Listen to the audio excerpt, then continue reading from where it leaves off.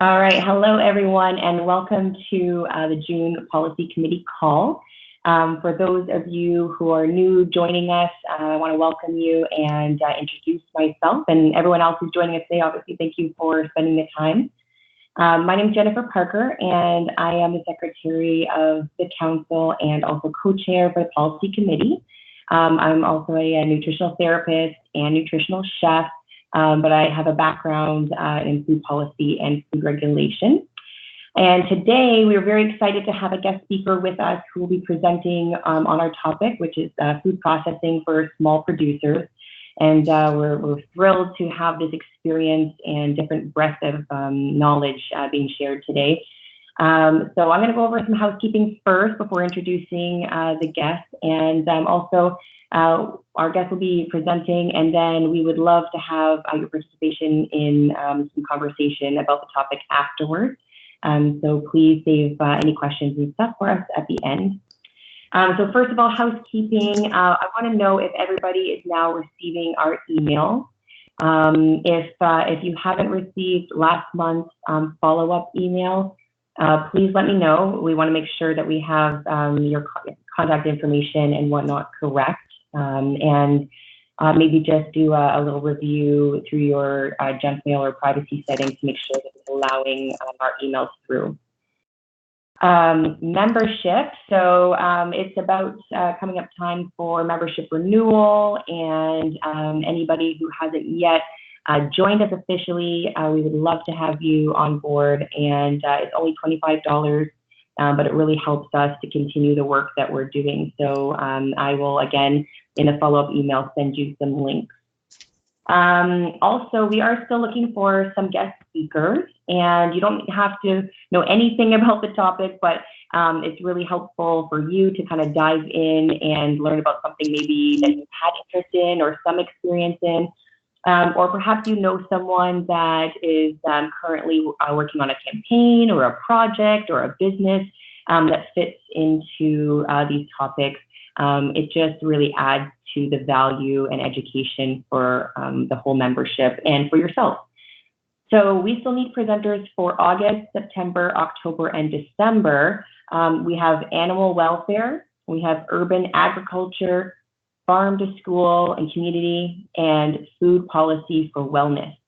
So if any of those things or topics spark your interest, please let me know, send me an email, and again, I will remind you in the follow-up email.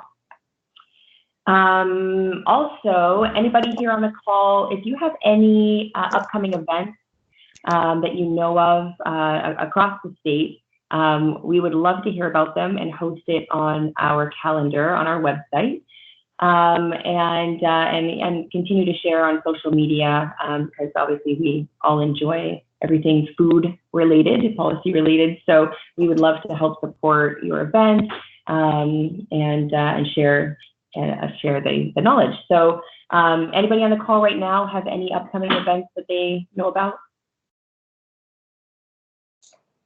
No, not yet. Okay, so I'll send that around on the email and let you know of some upcoming events. I do know a friend of mine is relaunching their business called Delightful Kitchen in Stewart.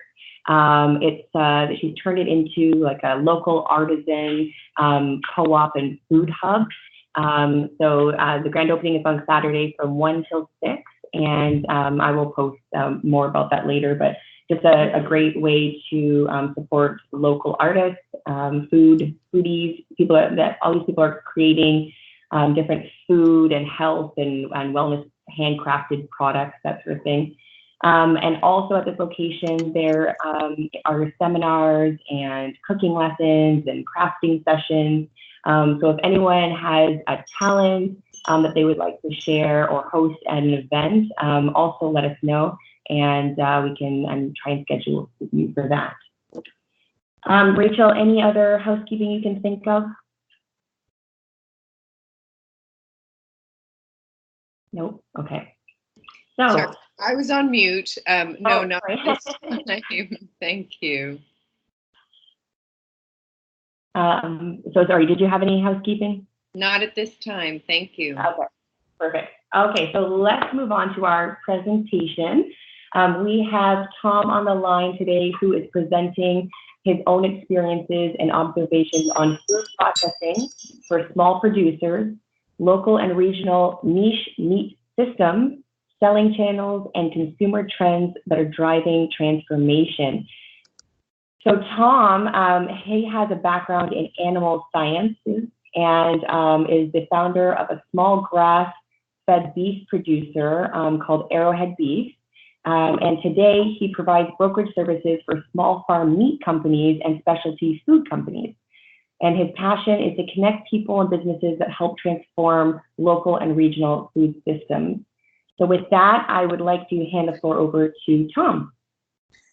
Thanks, Jennifer. And I appreciate the opportunity to be here with you guys. And, I think maybe it was you or Rachel said it, what do we have in common here? And it's all, it's good to be part of this community and, our passion for this project, I guess, which is how can we and what do we need to do to rethink and prepare the future as it relates to pretty much food.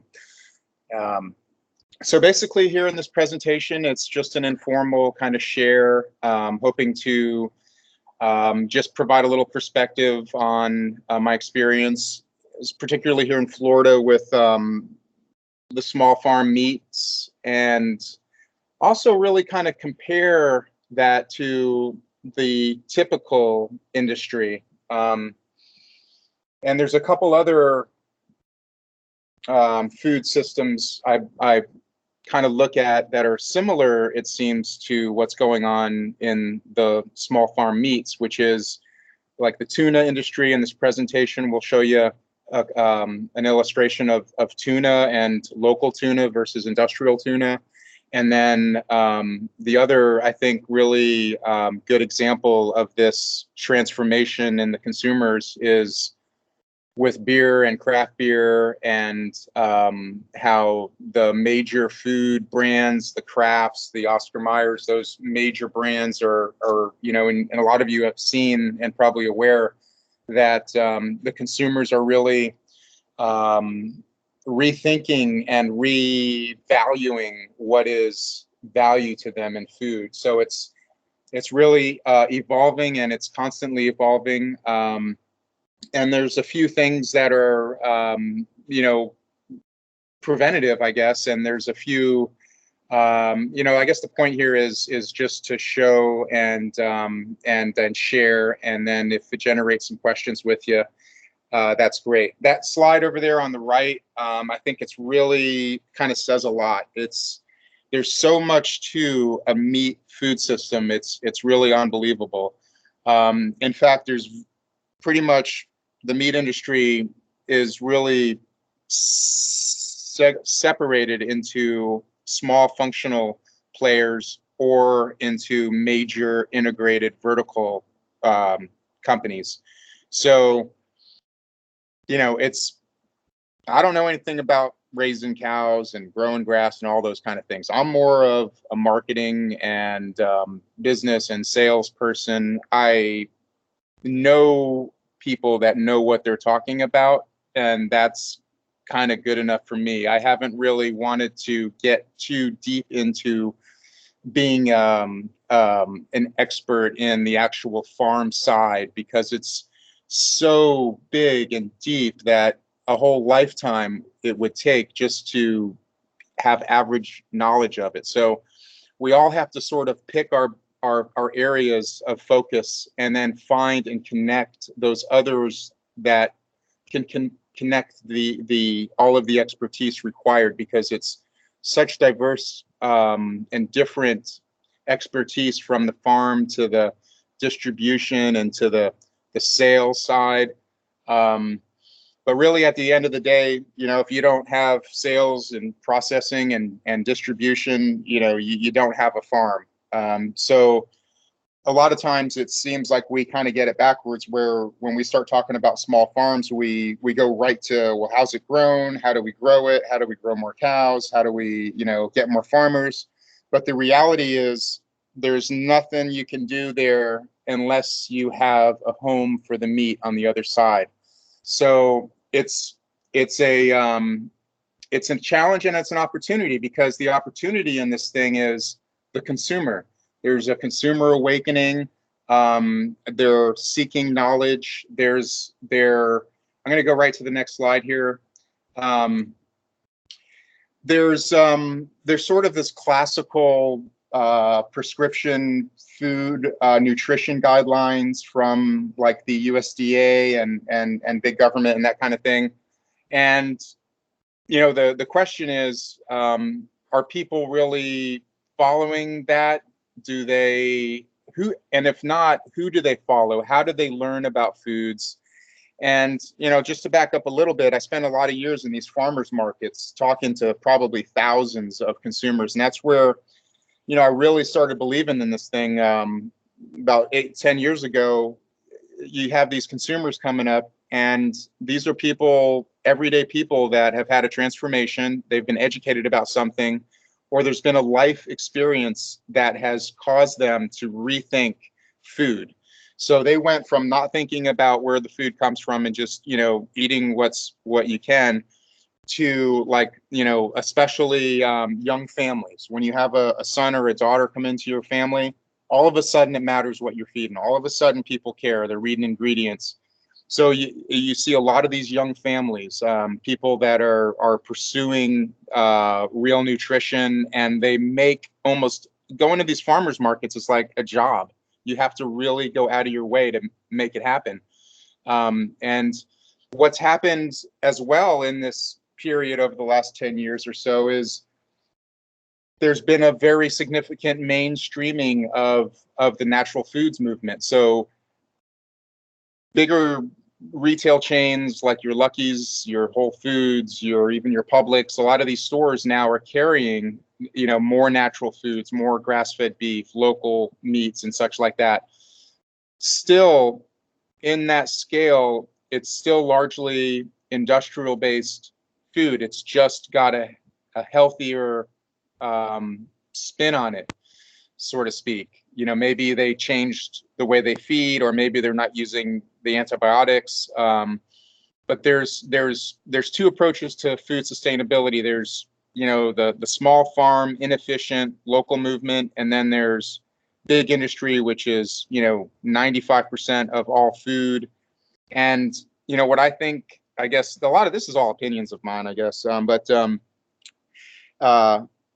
a little change for a big company, in my mind, like say cage-free eggs at McDonald's or one of these, it makes a significant impact in sustainability. So even though McDonald's and Walmart and all these guys aren't heroes in our minds, they are attempting to step up to the consumer demands. And those incremental changes there should be, I guess, celebrated in a way that they do make a significant impact versus the very small niche markets that don't have as much impact in the food system, although there's a lot more passion, I guess, around it. So these articles and this information, it's just, things I've collected over the years I thought would be interesting. They are really kind of consumer based on what people think and what sort of trends are out there. This page here talks about the grass-fed awakening. A couple years back, this was published. And what's happening in the grass movement is, traditionally years ago, there wasn't a grass-fed industry here. Well, let me back up. It ended, I guess, around the 60s and 70s when the industrial corn complex shifted with the USDA to making the feedlot system. And so what's happened is over the years, the regional and small plants across the country have all really gone away. And all of the processing is dominated by a handful of huge packers that only process their own meat, and they have thousands, hundreds of thousands of employees. There's no room in that equation for a small farm kind of person or an independent salesperson. It's all corporate. So that's the major kind of difference there. This this is an illustration about sort of the craft food, the craft small farm meats, and just wanted to illustrate here kind of the emotion around it. That article there is from Arkansas Food and Farm, which really is a great publication that a friend of mine sent me that. And that section there really kind of sums it up. About 40 years ago, there was dozens of independent meat processors in Arkansas, but it's centralized. And then, so what's happened is you really don't have that medium-sized commercial meat business. You either have kind of mom and pops with ones and twos that sell to a couple friends, but you're not really hitting the market, or you've got these massive multinational meat packers.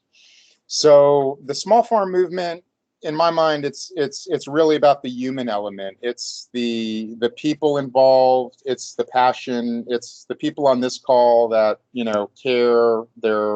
I heard so many things on this call that it's just out of my universe of knowledge about water sheds and all these other regulations. I can't remember who was talking about it, but just a lot of diverse knowledge and just trying to connect dots. And then if we can, keep beating our drum and getting our message out and find that general public and find those champions out that can really expand this group and get us in an influential area, that's kind of how I'd like to see it.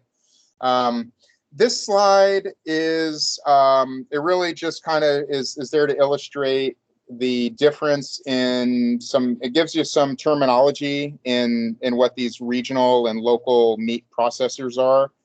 So that model was put together by some folks in the niche meat processing world. And for the most part, there's about 2 or 3 different sort of sized independent meat processing, let's say, food systems. There's something called a locker plant, which is a very small facility. It can be either state inspected or USDA inspected. The only difference in that means that state inspected has to stay within the state, and it can only be sold to the first person. And USDA inspected means that it can be sold out of state and it can be sold to third parties. So there's a lot of cost involved in getting the USDA. So that means that very small processor has to really have a smart business if they're going to stay sustainable. In my mind, sustainability in meats is really economic sustainability to keep that business running. And that's how I see sustainability. Back to those questions about, what does sustainability mean to me? For example, it's how do we stay in business another week? That is what sustainability is to me, more than, are we solar panels and do we have, water recycling or whatever. But this illustration, I know it kind of looks maybe like a little bit of an eye chart. But it's just there to make the point that even though the section on the left, the small farm and the regionals, there's a lot of excitement and there's a lot of growth. There's new energetic people and companies that are doing great things. At the end of the day, the reality of the market is there's only about a 3 or 5% market share there, where pretty much everything is industrial meat. And the other thing that's changed in this equation, which maybe not really evident here, is with some of you might be familiar with country of origin labeling, the cool. And what that means is before that, a couple of years ago, they passed the cool legislation where they did not have to put the country of origin on the meat. So what that means is it's taking a point of difference away from the domestic producers. And especially when you look at the grass-fed industry, here in the United States, our cattle is raised on a corn-based feed infrastructure system. That's how the majority of cattle is raised. We're unlike, say, Australia, New Zealand, Uruguay, those countries, while we were building our corn system, they were improving their pastures. They were improving the grasses, improving the genetics. And so they have a very big competitive advantage when it comes to grass-fed beef. So as crazy as it sounds, if you raise grass-fed beef right here in Florida and have it harvested here in Florida and sell it here in Florida, its landed cost to, say, that distributor, going to be about $4.50. Australian beef, pretty much same quality and whatnot of grass and even organic claims and all that, is coming under $3. So that puts a lot of pressure on the story where the consumer really needs to want that point of difference, that it's domestic USA or that it's regional local. Because in the package, you can't really tell. It just says, because once it comes to the United States in bulk and then they process it here, it just says packed in the USA. So that's something that is it's hard to really point to a statistic on it, but it's something that you see in the marketplace, is that cool legislation has really, I think, hurt the domestic producers, because it brings in something that's comparable product for a much cheaper cost. The cost in beef is not anything to do really with the animal and what they eat or what they don't eat.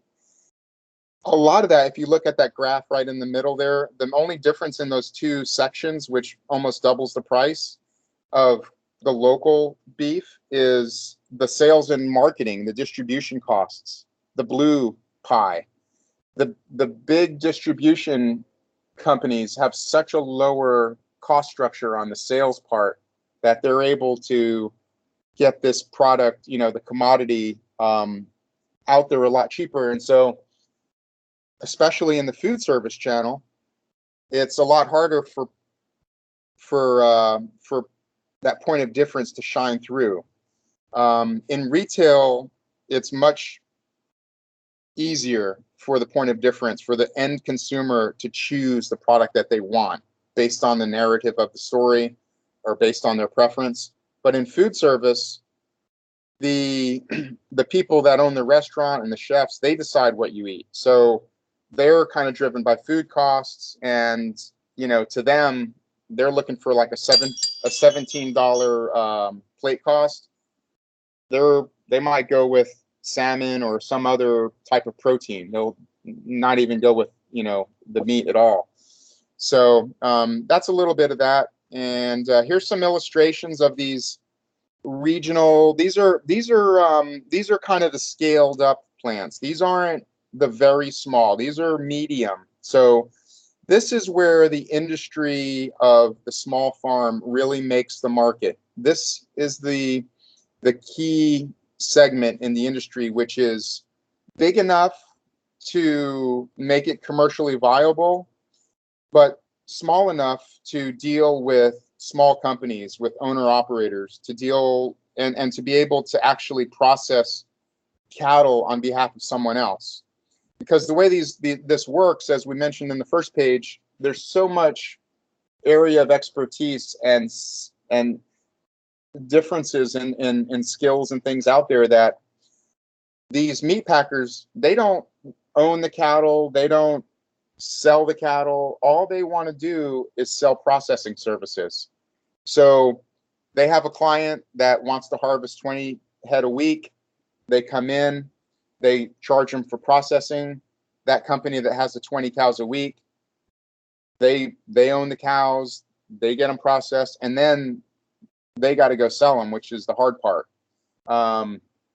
They've got to go get it into the marketplace. So these small processors, the opportunity for them is to be a service provider for people that are or companies that are aggregating cattle, and they're out there selling a boxed beef product.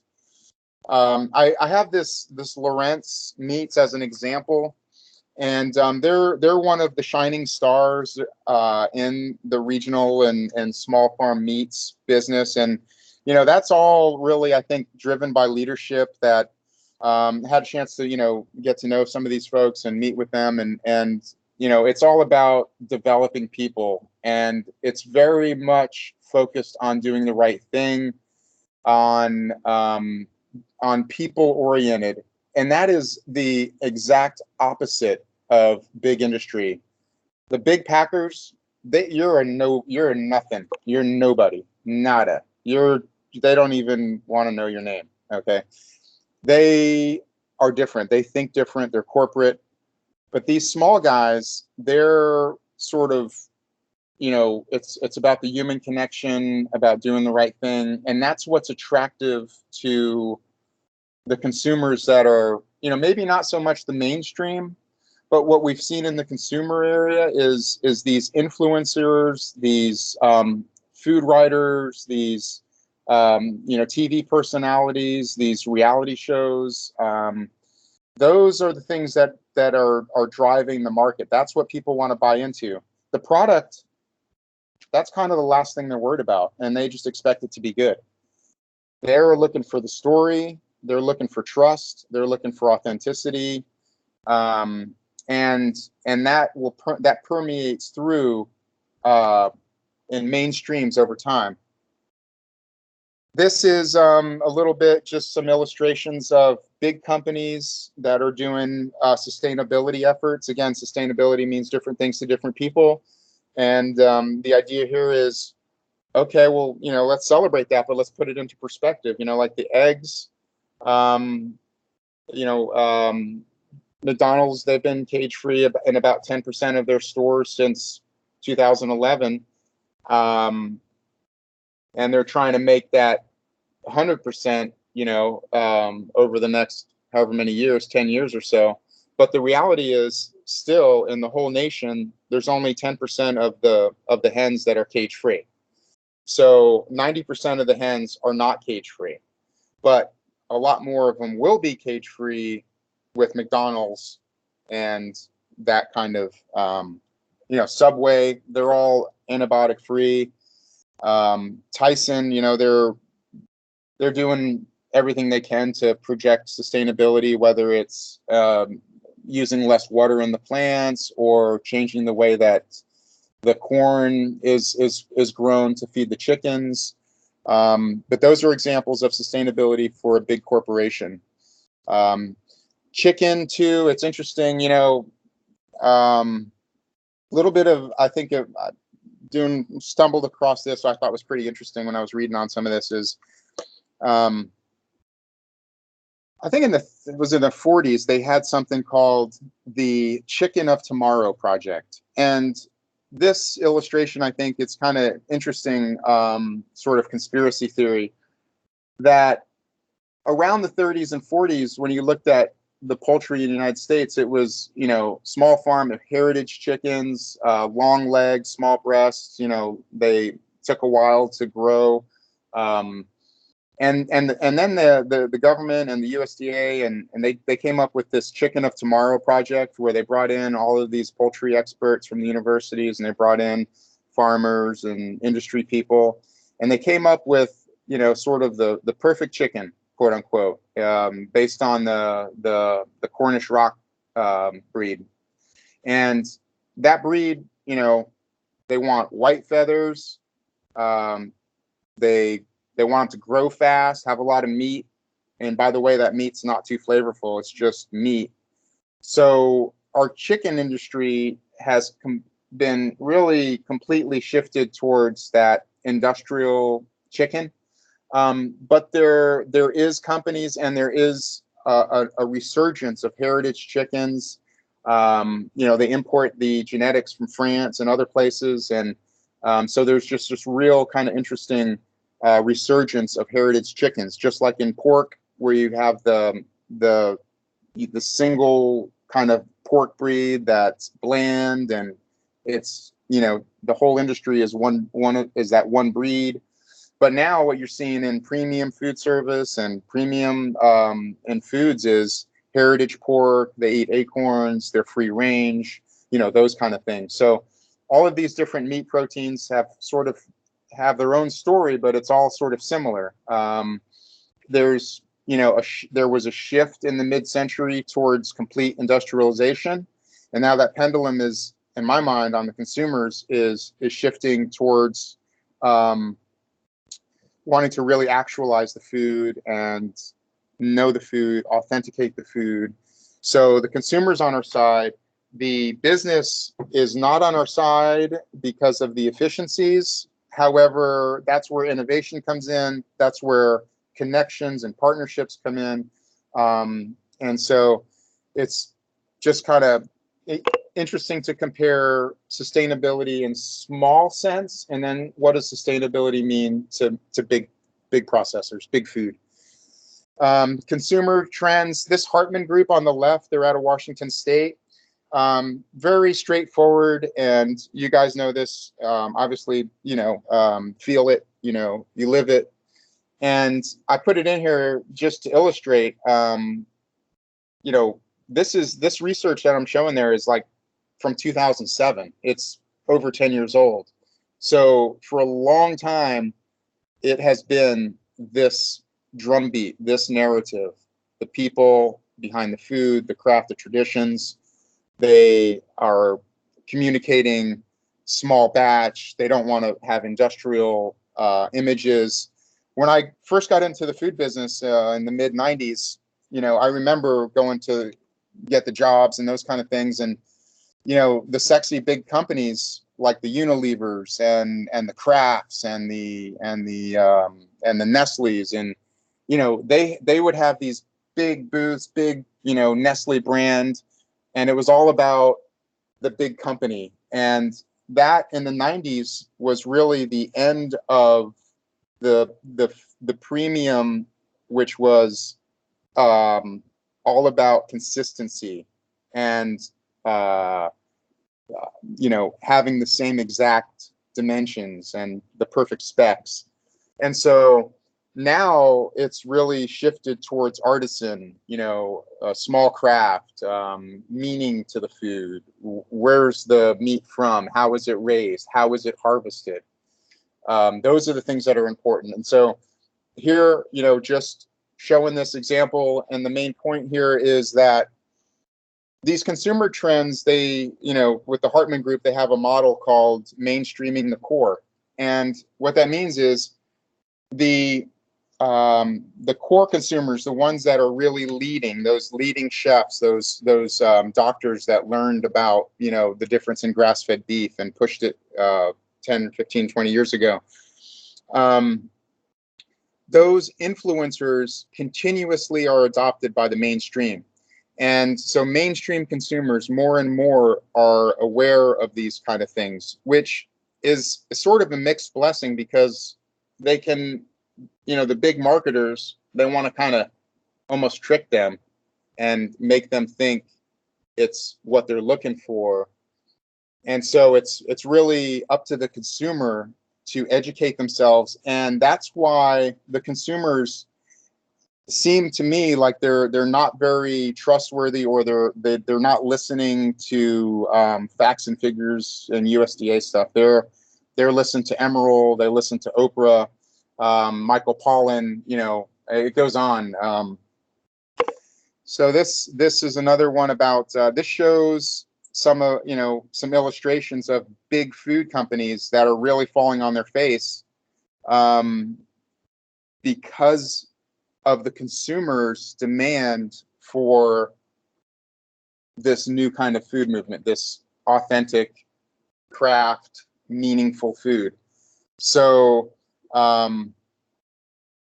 It's a very clear message. The Wild Oats brand, many of you may remember in Florida, there was Wild Oats markets in the 90s. They were before Whole Foods. They were it. They were the natural food. Whole Foods bought them in the 90s, and the brand just went away, and someone took it to Walmart and said, "Hey, we've got this brand. I got it licensed. You can put it on your organic stuff, and everybody will love it, just like Whole Foods." Well, that's not what happened, because there's no real story in that. It's just a brand that they tried to make it into something, and the consumers are like, "We're not trusting that, man." So it's the big companies don't have the power to dictate what the consumers eat. The consumers have the power. And so the graph on the right there, it's a little bit into kind of showing the retail segments with the natural and the club, and how they're really leading. And what the point of that slide on the right is that people don't really want to buy into some story from Publix about how they support the community, and they're not looking for them to help them with food choices. What they want is they want the retailer to be the arbiter of a lifestyle. They want that retailer to seek out natural foods.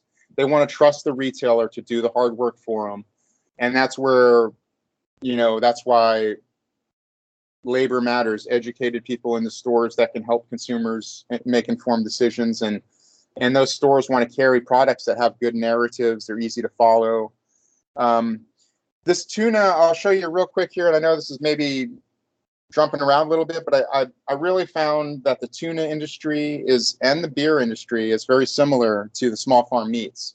The main thing there, again, it's consumers. Consumers in this category know so much about tuna. They've been educated. They don't, what they get educated by is Monterey Seafood Watch. If anyone goes online to Monterey Seafood Watch, you can watch videos. They have these really amazing illustrative videos of what it's like to have a purse net and these 17-mile-long gill nets. And they show all these horrible industrial fishing methods. And they also educate people on which fish to avoid and which fish to seek out. And for example, they tell people the only tuna you ever want to eat is if it's pole and troll caught, and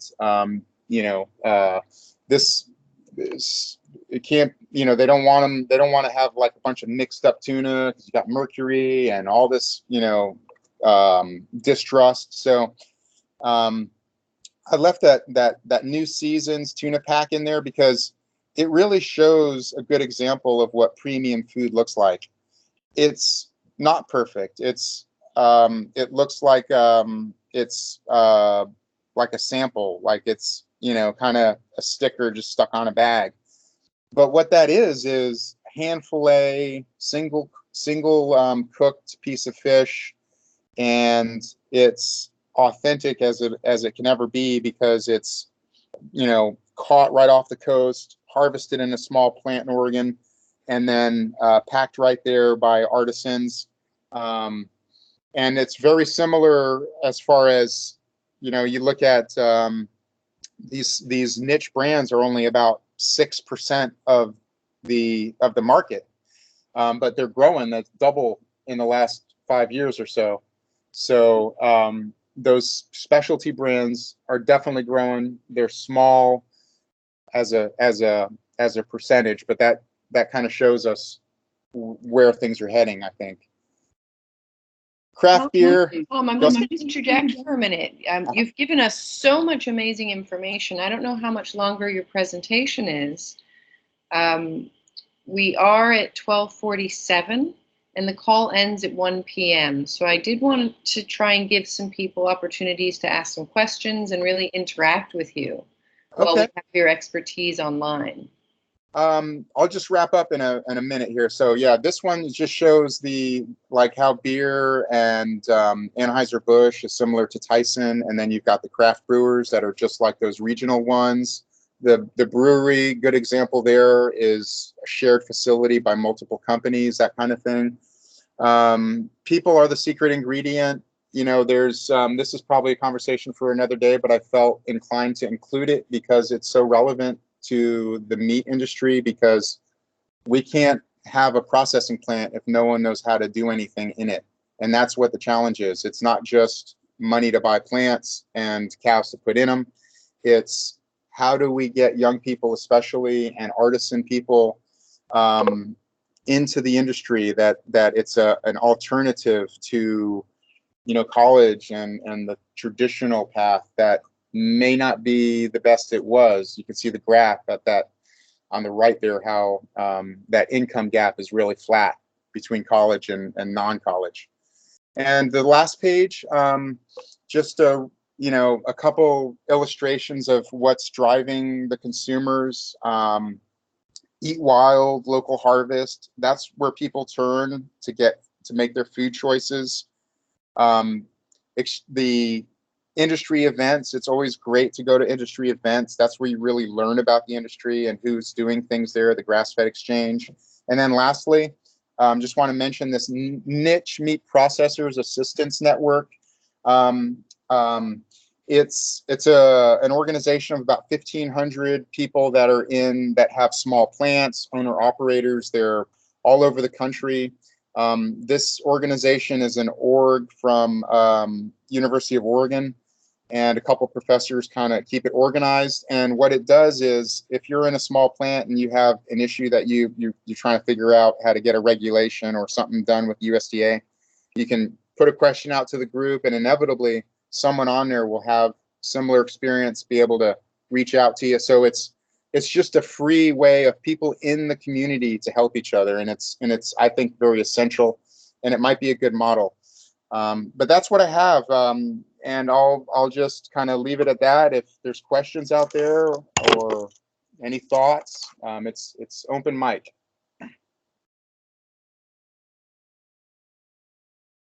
So again, thank you, Tom, for all that really valuable information. I personally learned so much, not just about meat processing in the state of Florida, but about marketing within the food industry and what's driving consumer trends, or what's driving industry trends, which is the consumer.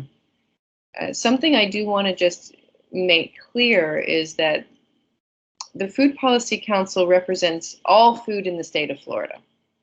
So we don't really take sides on any one issue. We don't think that any one type of farming or any one type of production is better than another as an organization.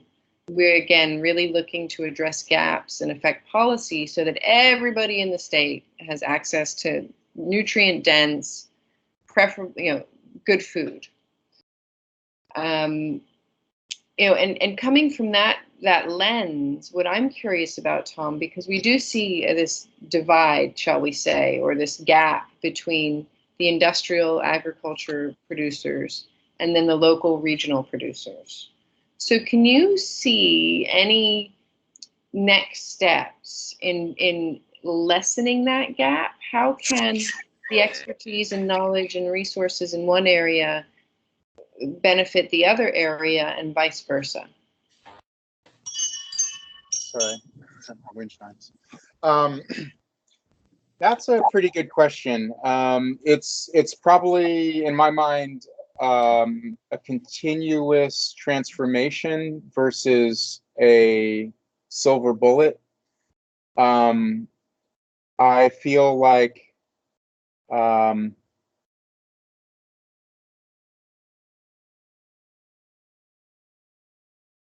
it's there. I don't know, Rachel, if there's how to answer that really, except, I can just think of, like, is there any way to make an educational, is there any way to open this small farm agriculture up and connect that with young people that are looking for careers? How do we get people that want to do this kind of thing for a living, whether it's meat or tomatoes or food?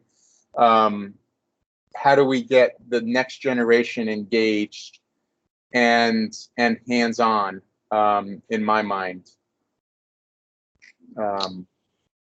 Yeah, and Glenn, I think you're on. Glenn is a medium-sized farm with vegetables, produce in Southeast Florida. And that's a question for farmers too. Our average age of farmers these days, I think, is what, 55, 62? It's really up there. 68 to 70 now. Whoa. Wow. Yeah. Really, I mean, you first have to break the social media trend of living a lifestyle like that of the Kardashians in order to get people to rethink how you can have an impact on this world and be a part of it, outside of just being a brand ambassador. I was having a discussion with my friend last night. Nothing is really made in America anymore. It's the middlemanning a deal to make money. In order for us to get back to traditional ways, we need to start thinking about putting pride back into those jobs, like the butchers that used to be prevalent anywhere. I grew up with almost my entire life with a butcher, family friend of ours down the street, but that has gone to the wayside. So bringing those back needs to get off this, image-only look and, not be afraid to be the back to America roots of getting your hands dirty and making an impact. Thank you. I have a question. Tom, do you have any advice for small producers who might also be listening, trying to survive and compete with, the bigger manufacturers? Because one of the things that I've been reading a lot about is, yes, there's this trend of, smaller artisan producers and companies coming out because of the changing consumer demands and interest in, healthy and local, environmentally friendly, ethical, that sort of thing. But they can only get to a certain point, and then they're usually acquired by the bigger companies. So do you think that's a good growth, like to start off small and then to be acquired by a bigger company? Or do you think that then is sort of like selling out, and that they're going to, once acquired, kind of lose the niche that they started out with in the first place? So I guess that's two questions, but what kind of advice do you have for smaller producers now? That's a great question. And I think what I've seen and that's absolutely correct. The bigger need to buy the smaller. It happens in distribution. It happens in restaurants. It happens in food packers, in meat packers, every packer. And what I think has happened is, I believe these bigger companies that acquire the little ones, they buy them for their unique story and their unique appeal to that little tribe of particular people that like that particular thing. So I feel like the big companies, a lot of times, they're not just trying to bring them in and then make it about cost savings. They're trying to bring them in because they need that brand that is relevant, and they can't do it themselves. And it seems like what they'll do is they'll bring in, they'll acquire a small company, and they'll want to keep those people in place, to be different and to be unique and authentic. I'm probably not the one to give business advice on, growing and selling your company, or, being successful in that. I mean, what I would say is, learn as much as you can before you really think you can do it. It would be, just because I there's a lot of idealism out there, and there's a lot of people that, they want to do something for the right reasons and that kind of thing. But the reality is, sustainability in small business means you can pay your bills. So whatever that business can do to pay their bills and survive is good enough, because that's hard enough. Yeah. Thank you. There's a great question. This perfect example being executed right now. Benson Hill Biocorp is buying out J&J Family Farms out in Immokalee, and they do 3,000 acres of tomatoes a year. That's just one commodity of several that they do. A lot of their agronomists that I'm good friends with are worried. It's a big giant corporation that does this corporate thing that they do, and all their jobs are on the line. That's everybody. That's from the spray guy, the agronomist, to the guy operating the forklift loading the truck. They're not telling anybody what's going on. They have these long, drawn-out meetings that are apparently not put on too well, according to my friend telling, and everybody's worried. That's a very big company that just got gobbled up, and they're also part of Thomas Farms down here in Palm Beach. And just the other day, I ran into the president of Broward County Farm Bureau. I'm the president of East Palm Beach County Farm Bureau. And he was telling me that they're only down to 5 large growers, and they're only planting, their largest grower is only planting 300 acres of tomatoes this year. So this whole small farm movement, this and that, at least in the produce realm, will definitely be going to the wayside. Your much larger producers, there's even talks of Walmart getting into farming themselves to try to make it more cost effective, which would be interesting to see how that pans out and if that is true. So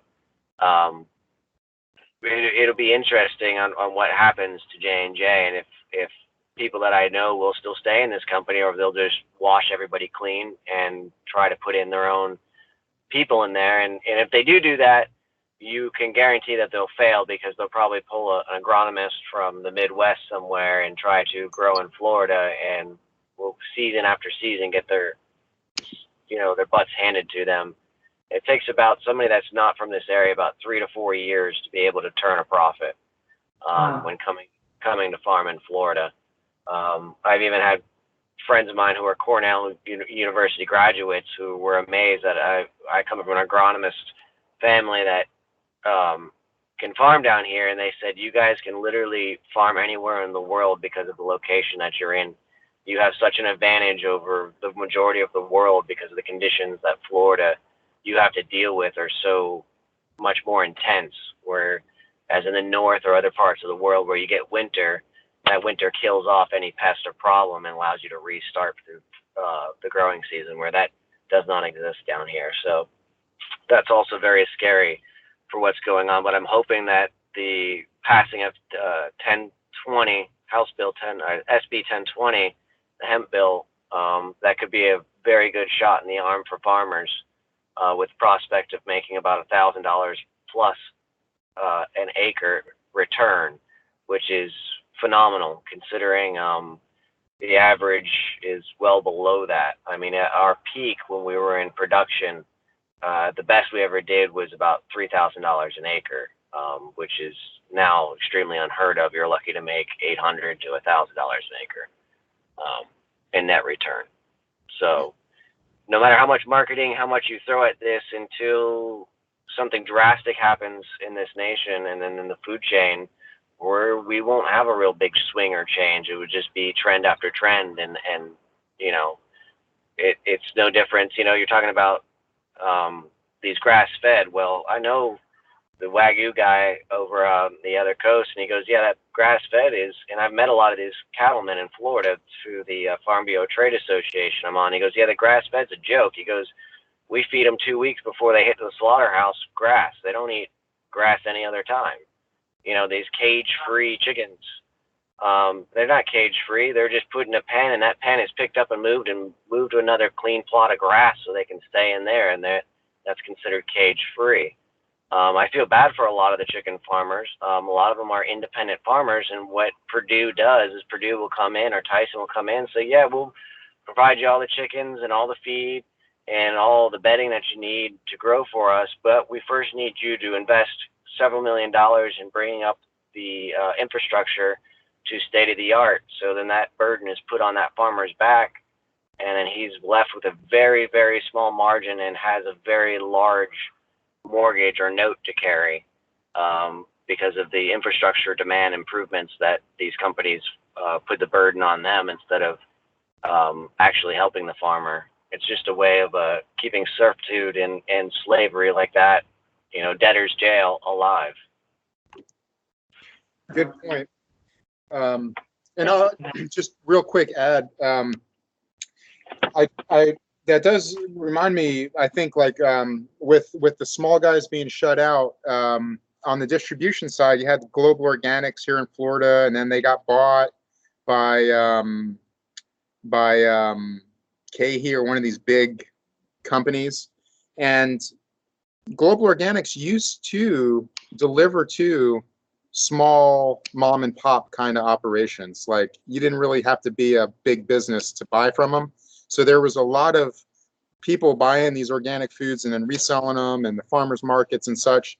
But then once that went corporate, they quit all those direct small accounts. And so those people that were doing that small business, they're out of luck because no one's delivering to them.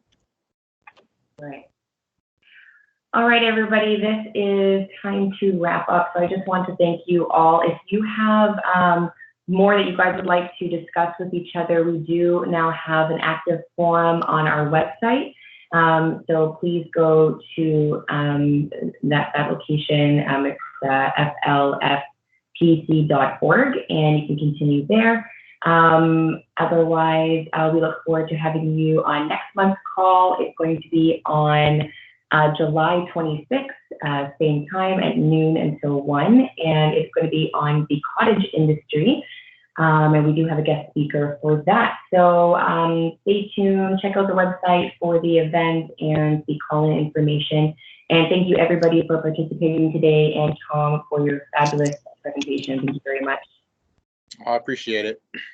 All right, everyone have a good day. Thanks so much. Thank you, Tom. Thank you, Rachel. All right. Thank Thanks, you everyone. for being on with all your valuable information too. Yep. Yeah, I appreciate it. It was eye-opening. Thank you.